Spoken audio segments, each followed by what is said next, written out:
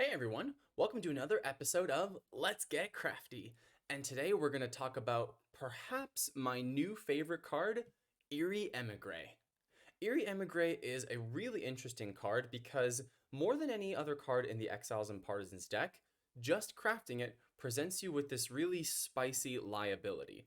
But the key is that if you can manage the liability really well, then the rewards can be really great. But if you're a bit careless and sloppy, it can end up biting you in the behind, which is why I think for a long time this card has been a little bit underrated. But the more that people have experimented with it and practiced with it and really incorporating it into their strategy once they have it crafted, the more people have realized it can be actually really strong. And some of the pairings with some of the factions are really powerful. And I'm excited to talk about all of these. And I want to also mention a little maybe bonus at the very end of this episode. So stick around because I have something quite cute and fun to show you guys. So jumping right into the card, this is a bird suited card, which right off the bat causes a little bit of an issue because sometimes bird cards you want to spend for their suit instead of crafting, but that's neither here nor there. The crafting cost is a 2 fox symbol crafting, so that makes it a little bit prohibitive for some factions to craft. 2 fox crafting pieces has traditionally been seen as a lesser crafting path than, say, 2 rabbits or 1 mouse, 1 rabbit, 1 mouse, 1 fox. But I'm going to talk a little bit about the emerging school of thought that says that 2 fox crafting pieces is actually secretly good. And we'll get into that later. Eyrie Émigré. At the end of Birdsong, take a move. Then initiate a battle in the clearing you moved into. If you did not take both actions, discard the card. Now, that's really good. It provides you with 2 free actions every turn at the end of Birdsong. Now, the timing is very strict. It happens at the end of Birdsong, so it would not be something you can do later on in the turn, so it doesn't have that same flexibility as League of Adventurous Mice. And importantly, it's not optional. This is a thing that has been clarified recently that, yes, there's only 1 copy. This is the rare card, but also that the actions described in the card are mandatory. So if any move is possible, you must make that move. And then if you move into a clearing where you have a valid battle target, you must take that battle. And this is where people start to get a little bit tripped up by it because sometimes you don't want a battle, and that battle could cost you some warriors you don't want to lose, or being forced to take a move might put you out of position when you had ended your last turn with all of your warriors exactly where you wanted them.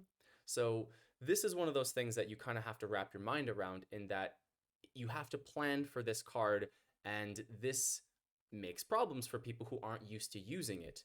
However, there are ways of what I'm going to call bailing out. You can bail out of Eyrie Émigré in a few different ways. So it basically means arranging it so that you fail to do one of the actions and then you just discard the card and don't have to worry about it if it's no longer helping you. So one way is a little bit harder to manage. It's where you literally cannot take a move.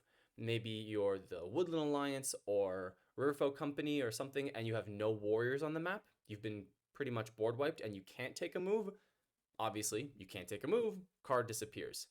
The other is if you don't rule any clearings where your warriors are, and you're, the Corvids, or you're not the Corvids, you're a faction that actually must rule in order to move, that could make it impossible to move. You bail out of Eyrie Émigré. But the easier way to bail out of your own volition is to take a move into a clearing where there's no battle target, right? You just go into an empty clearing where it's only your pieces. You can't battle, the card has disappeared. So if you want to keep it turn after turn, you have to keep going in and attacking enemies and always having a move, a destination, and an origin, and then the destination has to have a valid battle. Now, going back to the top here where it says that there is 1 copy of this card, I think this is a big factor in why it's underrated because it's so rare. There's 1 in the deck, and the crafting cost is fairly high, which means that it's not often that you even come across opportunities where you can craft it. and this leads to people having a little bit less practice. But thanks to the digital app and people playing many games over the last year with Exiles and Partisans deck, we've been able to get a lot more practice and see how it works. And the big benefit, the headline of this card, is 2 extra actions per turn. Now, depending on your faction, that could be amazing. If I'm the Cats or the Corvids, I love having extra move and battle actions. So on paper, it sounds really good. And in the hands of a skilled player, one who's actively planning around this card and knows how to get the most value out of every single action, it can be a very dangerous card. And what's funny about this, and maybe it does come from the fact that people kind of underrate it, is that the Sabo ability is quite low. And this is for a few reasons. One, like we talked about, it presents the user with liability. So unlike a card like Propaganda Bureau, which is optional, or Master Engravers, which is purely positive, right? There's no downside of having Master Engravers. Eyrie Émigré does pose a potential risk to the owner of the card. So if I have a Saboteurs, why would I discard this card that could cause you to fall into a trap of some sort, right? Maybe you have no choice but to move and trigger Outrage, and that would cost you a card that you need for your hand. And the other reason is that this is a card that can kind of self-sabotage, where you might get rid of it on your own without me having to waste my Saboteurs. So even though we talked about this can be a very powerful card, a lot of people would be really hesitant to use their own Saboteurs to get rid of someone else's card that could maybe self-Saboteurs. So for this reason, I don't know if I've ever seen a Saboteurs get used on Eyrie Émigré, but you know, if someone's making really good use of it from one of these factions that's very strong with Eyrie Émigré, then I would not be surprised if someday someone says that card is just too good, we can't let this person continue having it. So let's get right into the faction mix-ups. Marquise de Cat. So if you craft this card, hey, the Cats can police now. This is fantastic. Normally, the Cats, being one of the most action-limited factions, loves having extra actions. This is why in the base deck we love Cobbler and Command War, and in Exiles and Partisans we love League of Adventurous Mice. Just a little extra tap could help defend our clearings better, or move to reposition and gather rule. And this is a card that allows you to do that as well. That move at the end of Birdsong can allow you to reposition your warriors and put them in a way that you don't have to use a march action in order to rule your sawmill. Think of this. You have a clearing with your sawmills and your wood, and some clever guy comes in and completely overrules your sawmills. Well, normally, you might have to take a march action to move your warriors on top to retake rule of your clearing. But with Eyrie Émigré, you've got a free move. So, whoop, just move a bunch of guys, or cats, onto that sawmill to overrule. And then, yes, you do have to do a battle, but you might not even necessarily have to battle the person with the most warriors. You can battle any enemy. So maybe there's a Riverfolk trade post or something. That's the dream, is being able to use this action to gather rule, reposition your warriors, and then get a free battle against somebody you actively want to battle. That's great. The other nice thing about this card is it complements field hospitals. Right, so the Cats, having a lot of warriors, typically don't mind getting into battles or losing warriors, because as long as you plan for it with your hand cards, you can just use field hospitals, and then it's a net 0 loss of warriors on your part. So think about that. If you're gonna go and do a battle where you could potentially lose some cat warriors, just think about, well, why don't I just go and do a battle in this clearing where I have a card in my hand that matches that.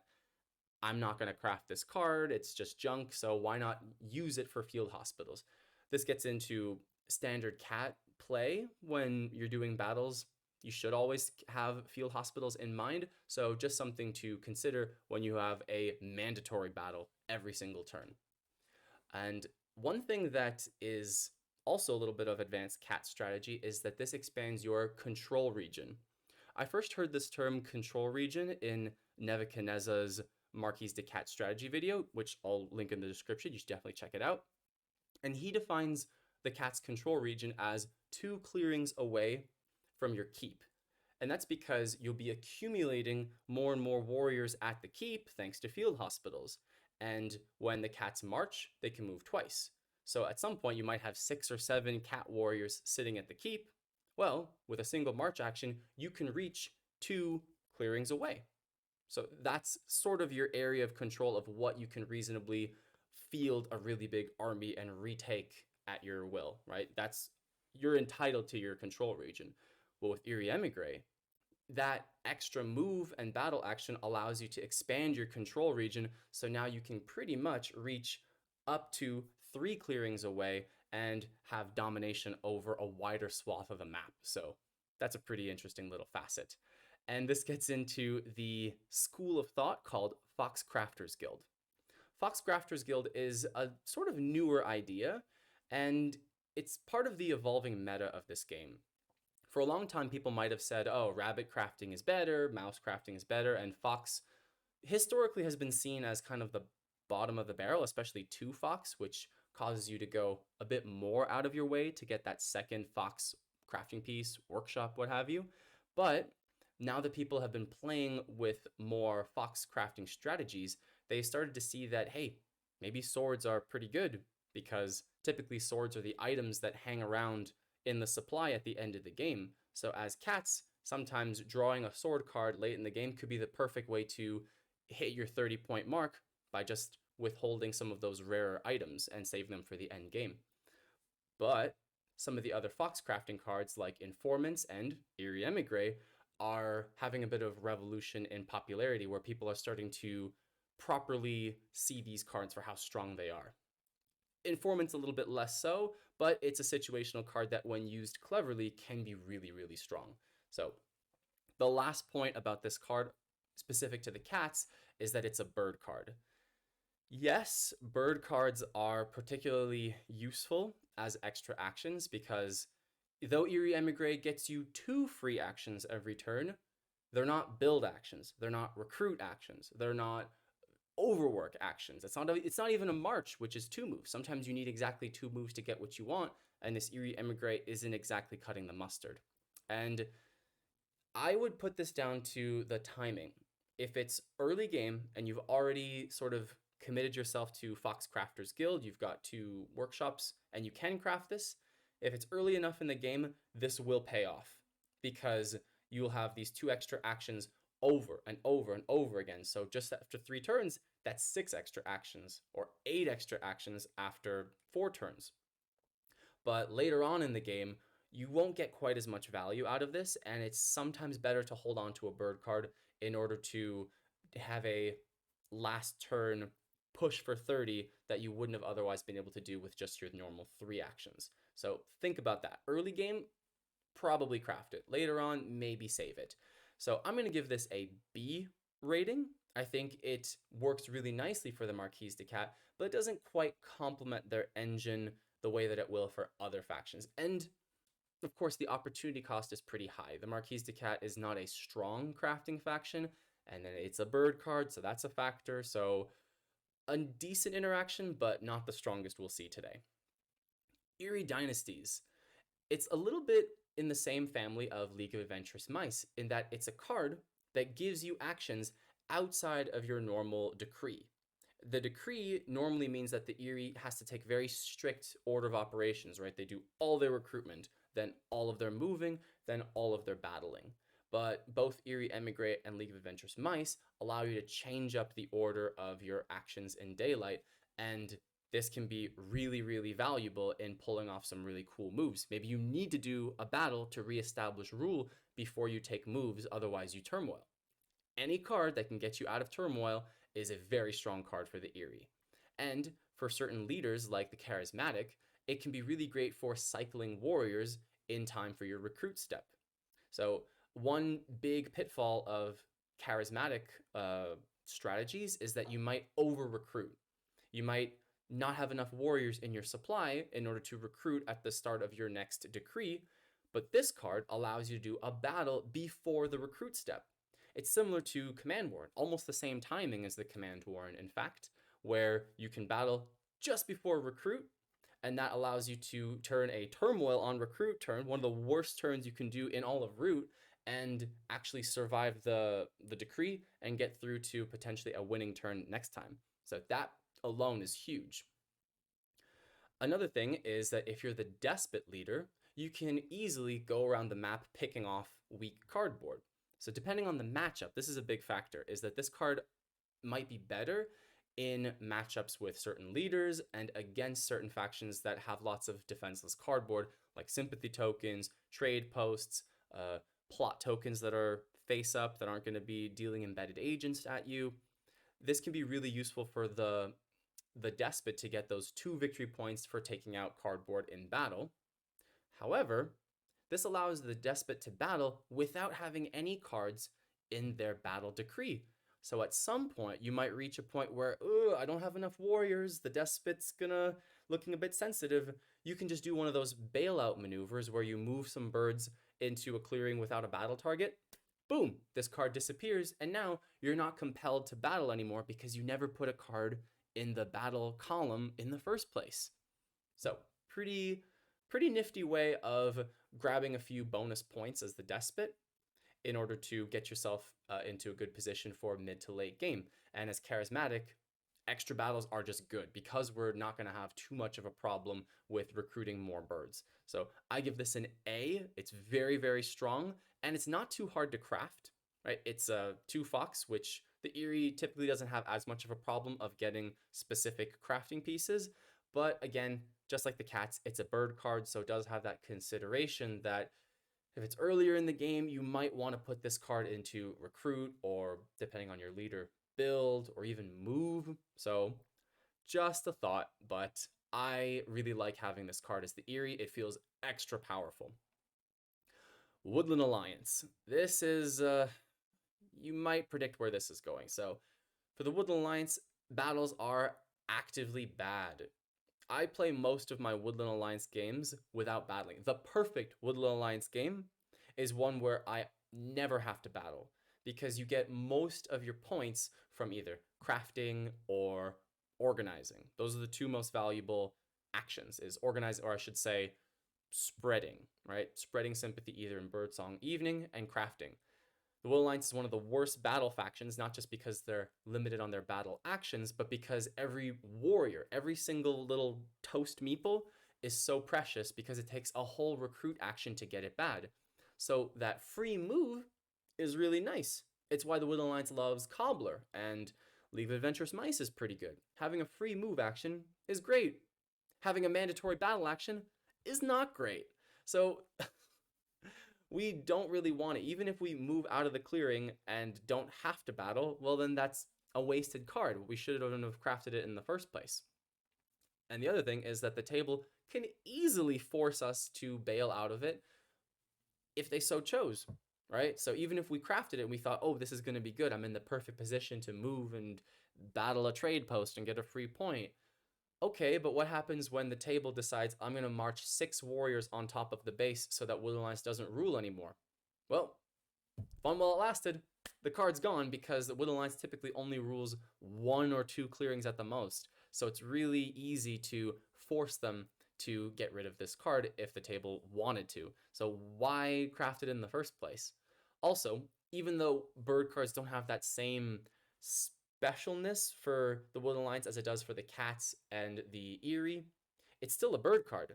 So putting it into the supporters makes your next birdsong phase way more powerful because you'll be able to have a bit more flexibility with where you spread. Or if you need that officer, boom, this card is going to match any base, so you can get an extra officer, and that's also an extra action every turn. So just use this as a bird card. This is a D tier card for the Woodland Alliance. I don't think I would ever craft it. I don't give it an F just because I reserve F for absolutely useless cards, dead tech, or as you'll see in a moment, actively bad trap cards. You've activated my trap card. Vagabond. This is a high crafting cost. 2 crafting pieces means exhausting 2 of your swords. So already, if you don't have a T, this is going to be a big energy cost in order to craft it. So it better be good. Is it? Well, an aggressive vagabond like the Arbiter or the Harrier might think it's good. Oh, look at that, a free, it's almost like a slip. It's a free move action, and then battle. Okay, um, you still would have to flip over a boot in order to move into a clearing with a hostile enemy warrior. But, it's still a free action. It's almost as good as slip. And then you get a free battle action where you don't have to exhaust a sword. And then when your daylight comes around, sword, battle, battle, move with the boots, battle, battle. We want to be battling a lot as the Vagabond, right? So shouldn't this be a great card? Well, the problem is evening's rest becomes impossible. Think about this. All of your items are damaged. Okay, time to hit the forest. And when can you go into the forest? Slip in Birdsong. That's the only way you can actually go into a forest. So you slip into the forest, and then what happens? End of Birdsong. Eyrie Émigré kicks in. Now you must move. And because this is not slip, you have to move out of the forest and into a clearing. Well, there you go. Now you're forced out of the forest. You can't repair any of your items, and you're just in a Sisyphusian nightmare of not being able to do anything and heal all your items. So if I see a Vagabond craft this card, I am 100% going to go and bash all their items and make it impossible for them to take a turn again. The only way that you could go into a forest and then bail out is if you slip into a forest and you're completely surrounded by clearings that have at least one enemy warrior inside that's hostile. Because even though you're getting a free action, you still have to spend or exhaust a boot if that clearing has a hostile enemy warrior. So if all of your boots are damaged or if none of them are refreshed, then the move becomes impossible. And then you ditch the card and you can actually do an evening's rest. But why do that in the first place? We talked about how like an enemy could easily vacate one clearing to make it so that you would be forced to move out. Or, it's a bird card, it costs 2 of your hammers to craft. This is just a bad card. So this card, I'm willing to not only give it an F minus, because it's an active trap. And this might seem like a strike against the card, and it is for this faction, but I think that this is an upgrade in its cool factor. Like, how crazy is it that there exists a card where you're actively, you know, you don't realize it, but because of all these little edge case rules, you've trapped yourself in some cycle of doom. This is honestly really cool. It makes me like the card more just because this little interaction exists. I find it hilarious. So next up is the Lizard Cult. Lizards, they like actions, don't they? Is this any good? Well, it's a free crusade action at the end of every birdsong.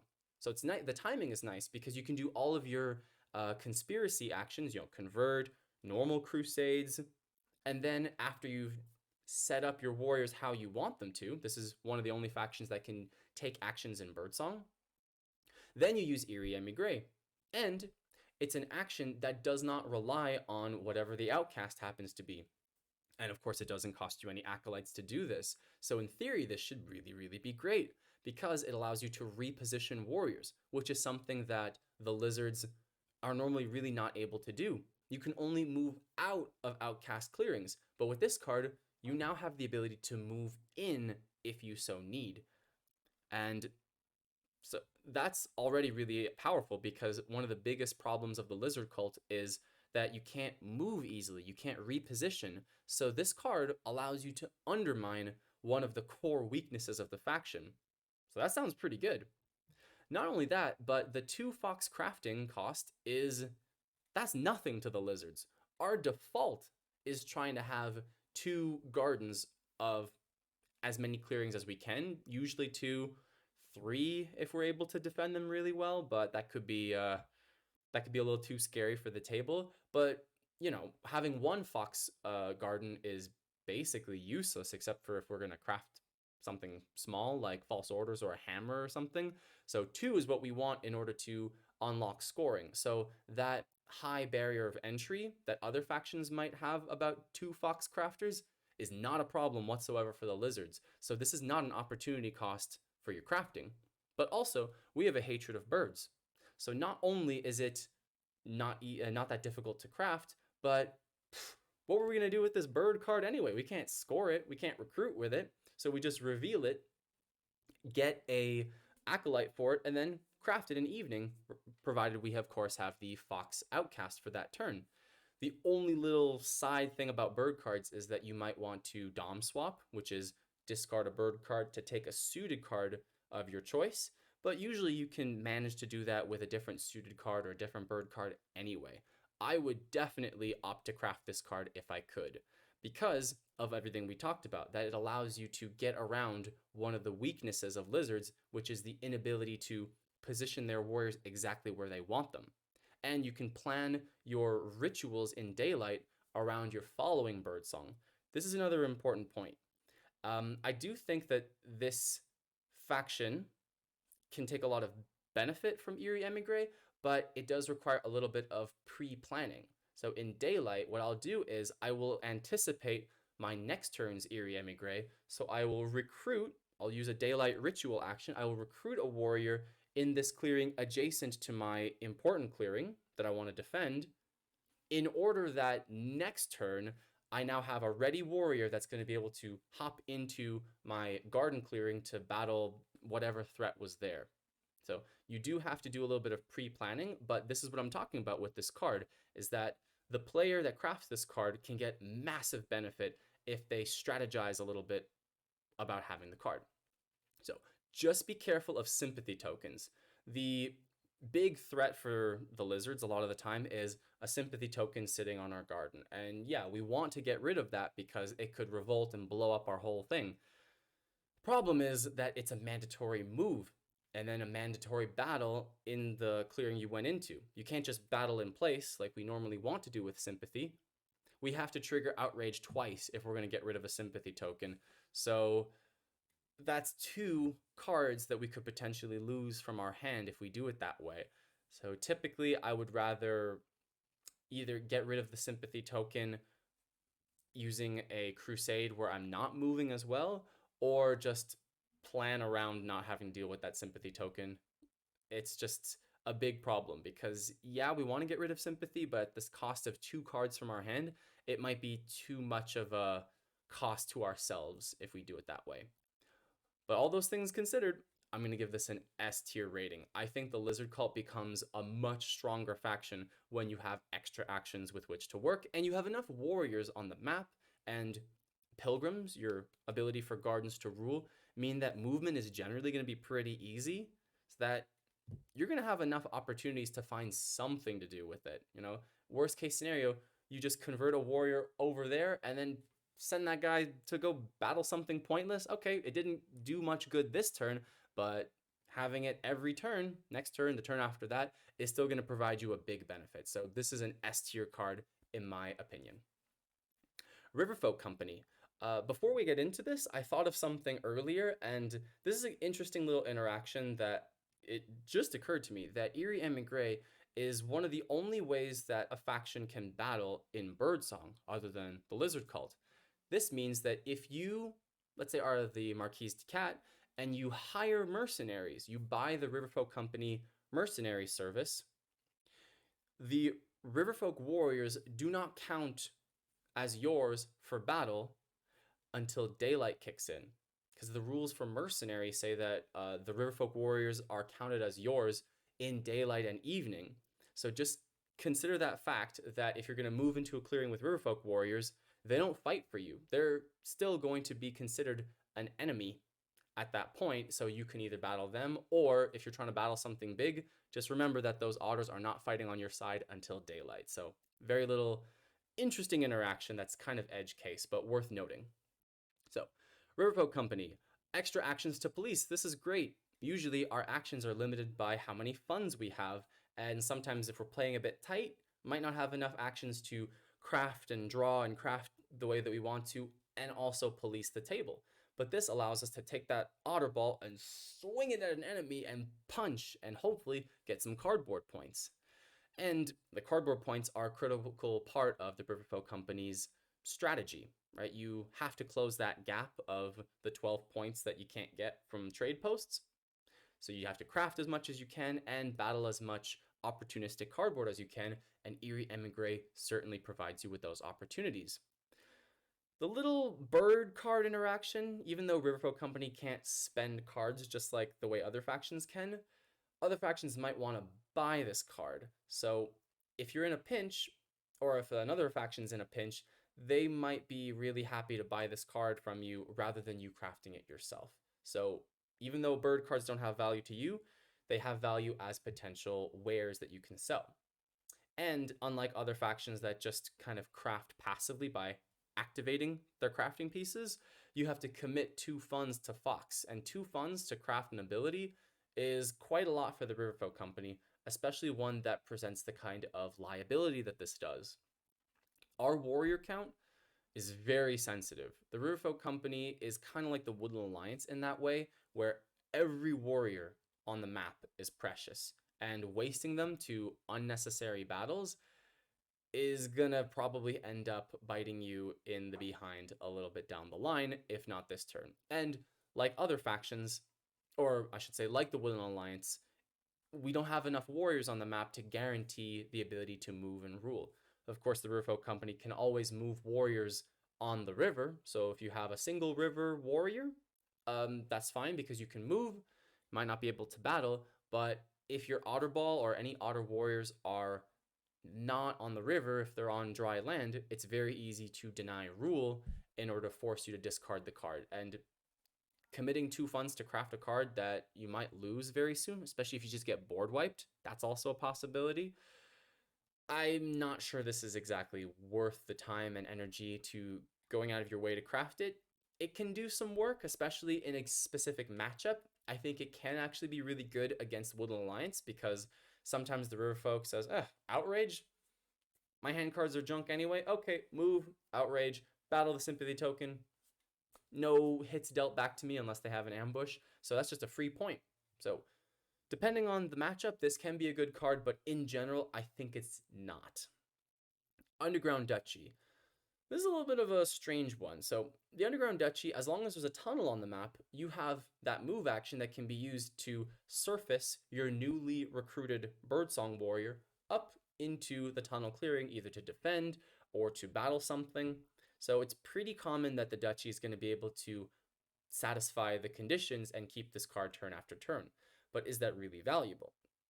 Well, crafting bird cards is always a bit awkward for the Underground Duchy because unlike a suited card, you cannot reveal this card for build or for swaying a minister, and then pick it back up and then craft it in evening. It's a bird card which you would have to discard if you were to reveal it. So in order to craft this card, you'd have to A, have 2 buildings in Fox, which depending on the board state might not be what you want, and you have to withhold this card in your hand until evening, so you cannot use it for swaying a high-level minister. So this card might be the difference between swaying a lord and swaying a noble, or building a building and not building a building. I think the opportunity cost is a little bit high, and considering the Underground Duchy typically has one of the strongest action economies, once you have the brigadier and the mayor and the marshal and maybe the captain all swayed, you have 8 actions with which to work. Do you really need this extra card to present some type of liability? Because sometimes the Underground Duchy doesn't want a battle. They can easily force you into taking an action you don't want to take, because although the Duchy recruit passively, their warriors are also extremely important resources. So committing yourself to FCG, Fox Crafters Guild, I'm not sure how strong this is for the Duchy. I haven't experimented with it quite a lot, and I'm very excited for Underworld to arrive at digital so I can try every strategy that there exists under the sun. I'm not sure that this is the best card for Underground Duchy. I'm gonna give it a C. In certain conditions, kind of like the Riverfolk Company, it could be good, but at the same time, maybe just use it to dig or sway a noble and do your normal Underground Duchy procedure. Corvid Conspiracy. Oh yeah. So, funny little story. The reason that I wanted to talk about this specific card is because last week I played in my tournament game and I played as the Corvid Conspiracy in 4th seat. and I had Eyrie Émigré in my opening hand. And instead of putting it back in the deck, I decided to keep it at the cost of two ambush cards. I put one ambush card back in the deck, and I spent the bird ambush in order to recruit because I really wanted to craft Eyrie Émigré. So I started with a fox plot. That was my homeland plot, was fox. Turn one, immediately plant another plot in another fox clearing.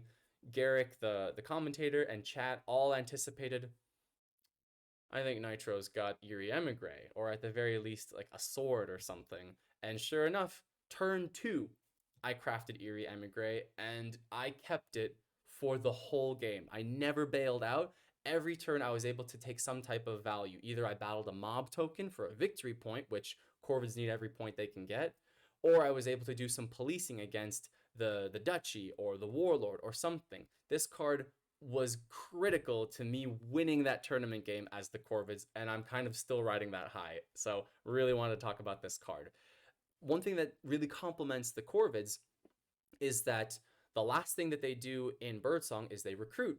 And they recruit 4 warriors in more or less kind of scattered ways.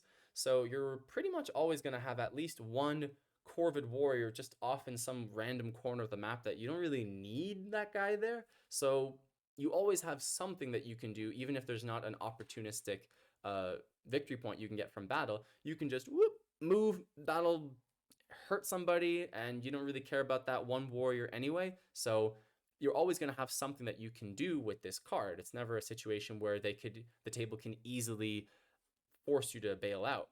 And the fact that you're nimble is very helpful. So it's not like they can trap you either. You can just, well, that one warrior that's sitting on that stack of 5 cat warriors, that's fine. Move and then do the battle. So very easy to accomplish the action every turn. And a rare thing, this goes into the whole Corvid's Birdsong crafting, is that you can craft this card in Birdsong, and then later that same turn, use the card to take your move in battle to surprise your enemies with a free move in battle action, so you have more punch than they realize before you even started this turn. And the Corvids can do a few different tricks with their Birdsong crafting.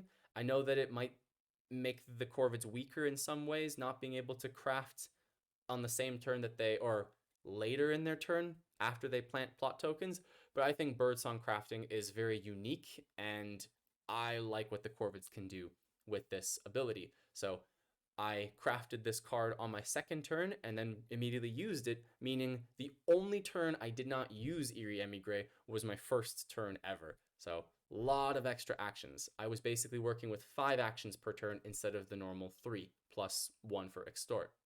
Exert. Ugh.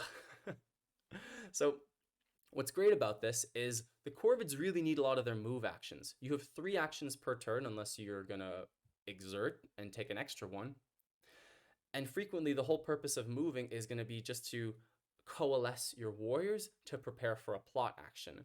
Well, with this, you have a free move action, which is sometimes more valuable than the battle, and you can use that to, of course, battle an enemy, but then also, now you're starting daylight with your warriors in a better position than they were at the start of the turn, and then that sets you up for a nice plot, because typically you want to plot in a clearing where you have at least 2, usually 3 or so warriors, so that when you plot, that token will be defended and flippable on your next turn. So that extra move really helps you to maneuver your warriors where you want them to be. So any action-starved faction, Marquise de Cat, Corvid Conspiracy, is really going to like having 2 free actions, because a strong cat player, a strong Corvid player, knows how to get the most value out of their actions. Even if they're forced actions, you can find something to do with them and usually weave them into your grand strategy to advance your engine forward. And the free battle is icing on the cake. And the last thing is that this card is very easy to craft. Like I said, I crafted it on my second turn as Corvids. Corvids are better at crafting than most other factions, and even though bird cards are nice, it allows you to recruit in any suit that you want. If you already have a card that matches the suit, like you were gonna recruit in Fox anyway, and you have a Fox card, just spend that one and then craft this one. Bird cards aren't as important for the Corvids as they are for other factions, so the opportunity cost of crafting this is quite low. So I'm gonna give this an S tier. Taking a 3 action faction to a 5 action faction, super strong. This might be one of the best factions for this card. And this is a big reason why I think a lot of people underrated it, is that Corvids are, they're not a new faction, but they're a bit newer to the scene. So people might not have necessarily seen this interaction yet. I've played about 10 Corvid games, so I'm definitely not the most experienced Corvid player, but I've crafted this card as Corvids twice, and I won both of those games. So I can tell you from experience, it is nice to have. Next up, Lord of the Hundreds. It's an extra advance action, and it's changing the order a little bit, so it's almost like having Grandiose, which allows you to change the order of your daylight actions. So you're taking an advance action before all of your command actions, and you don't have to have the Warlord because it's not an advance action, it's just a move in a battle. So you can do some type of move in battle at the back line, which can be critical for cleaning up the enemies that might have planted themselves on your strongholds, and now you've regained control or regained a press of that clearing that's far away from the Warlord. Typically, the Warlord has the most aggressive power, and all enemies have to do is just pepper your back line with warriors or something to deny a press. And now the Warlord, who might be far away from the back line, campaigning or something, they now have to move all the way back to punch whatever just popped up at the back line. But with Eyrie Émigré, now you've got something that you can do to defend your backline and allow the Warlord to keep advancing into enemy territory and keep seeking out cardboards, keep punching and slowing down the scoring pace of our enemies. So this really complements the most aggressive faction in the game. Can the Lord of the Hundreds ever have enough battle actions? The answer is no. More battles equals more good. So the Warlord needs oppression, and they need to, because of their really bad scoring pace, they need to find more opportunities to destroy buildings and tokens, and this card does just that. Very nice. And the fact that it happens after our mood change is really helpful. So if we wanted to be wrathful for this turn, that's okay. We can choose wrathful and then battle, or stubborn, or whatever you want to do, right? So it's, the timing works fairly well, I would say, for the Lord of the Hundreds. And what's interesting is that I have a theory that this is where Fox Crafters Guild kind of originated, because on paper, the Lord of the Hundreds is the best faction with which to pursue 2 Fox crafting pieces, 2 strongholds in Fox. And that's because, unlike other factions that have to worry about the Vagabond getting the best items, right? Swords, hammer, crossbow. Normally, you look at those items and go, I could craft this, but why would I? I feel like it's just going to give too much of an advantage to the Vagabond. Lord of the Hundreds loves those Fox items because all of them are prowess items. So if they can craft a hammer or a sword early, that's going to give them more recruitment and more advance actions very early in the game. So you want Fox items more than other suited items, especially rabbit. Like, I don't really want coins. I don't really want a bag, for example, but I would love a hammer. All right. And the other reason is that by sheer coincidence, the 2 cards that are crafted with 2 Fox crafting pieces, Informants and Eyrie Émigré, really complement Lord of the Hundreds well. Eyrie Émigré, because of what we talked about, extra battle actions, extra good. But Informants, because we'll talk about this in the Informants episode, normally Lord of the Hundreds is drawing 1 card anyway. So unlike other factions that are drawing 2 or 3, they're sacrificing more of their card draw to do Informants. Lord of the Hundreds is getting 1 card anyway, might as well be an ambush.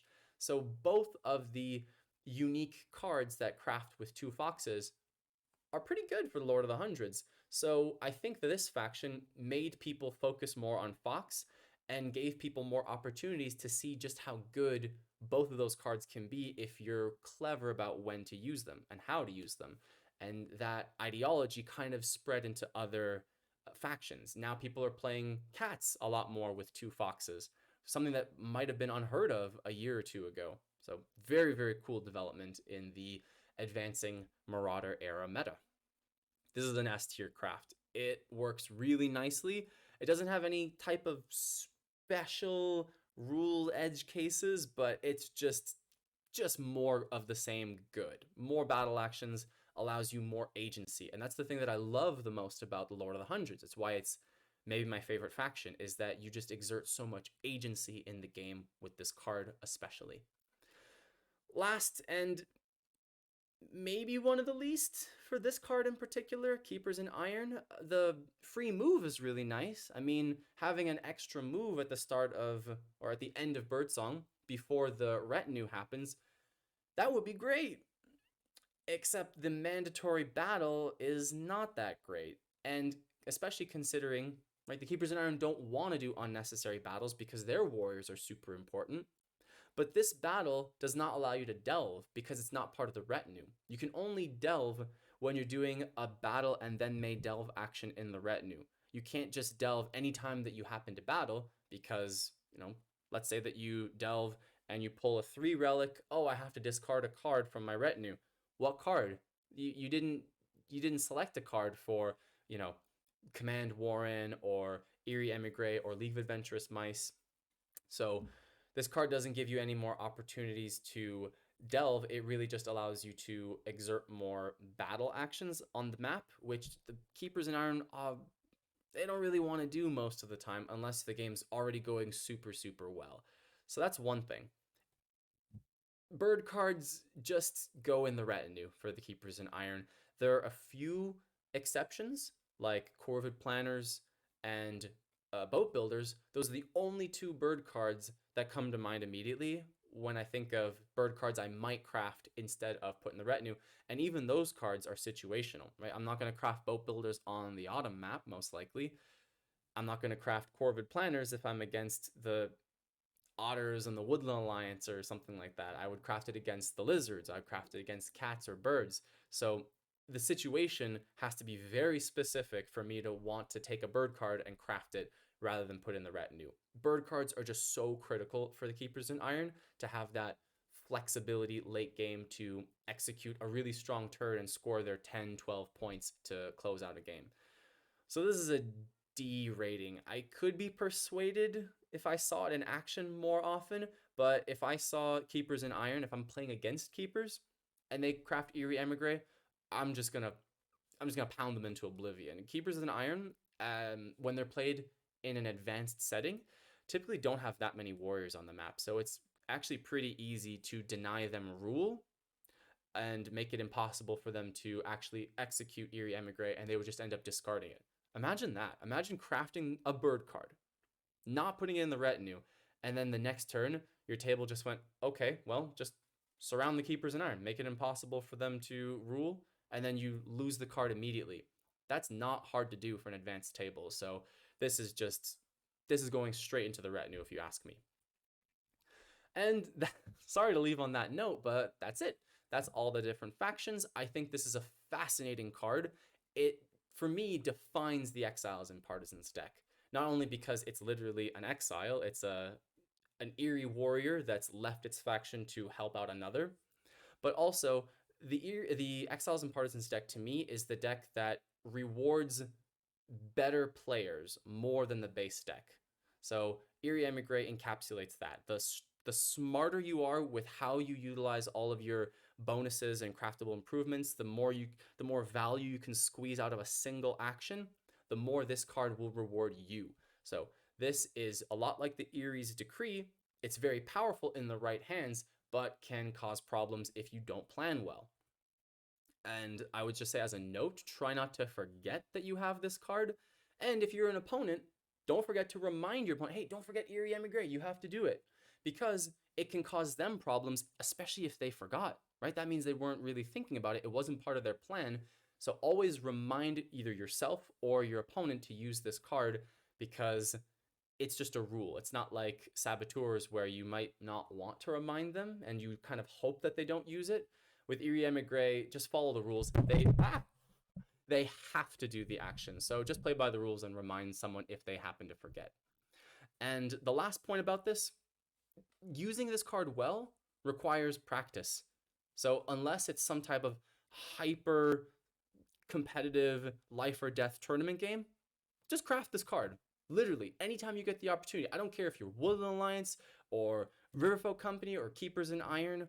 if you're playing for fun and you want to get better at using this card, you've just got to craft it. It's a rare card, it's hard to craft, so the opportunity doesn't come up every single game. So when you have that opportunity, I suggest you do it just so that you can get better at incorporating it into your plan. That way, when you are in a competitive environment and you can craft this card, that situation happens, it happened to me, you want to be able to have that practice of remembering to use it and getting the value out of it as much as you can. So if you're that's my takeaway is craft this card every time you can, unless you're in a competitive situation and it's one of those times where the bird card's better used as a bird card. And before we go for today, I want to show you something. So I've mentioned a few times the Fox Crafters Guild. It started maybe as a little bit of a meme that you guys are sleeping on foxes, but it's since evolved into way more than that. It's now a school of thought where people are really committed to it. So committed that my friend Squidmark commissioned another friend of mine, TinTheFoil, over on Discord, to make this art piece. So Tin is a artist who makes lots of these wonderful, delightful root cartoons, and just look at this. Look how much detail this is. This is the Fox Crafters Guild. Look at all these little things. Every single Fox card in the deck is represented somehow. You've got Eyrie Émigré up in the top corner. The lizard handing some info to the fox. This is informants. You've got the crossbow bird. You've got the fox blacksmith. The anvil cards represented. Here's false orders. Here's propaganda bureau. Every fox card is represented in this art piece, and I think it's fantastic. This goes to show you that this theory of Fox Crafters Guild is alive, and it has many fervent followers. And I would suggest, just like Eyrie Émigré, you need practice. You need to change up your strategy.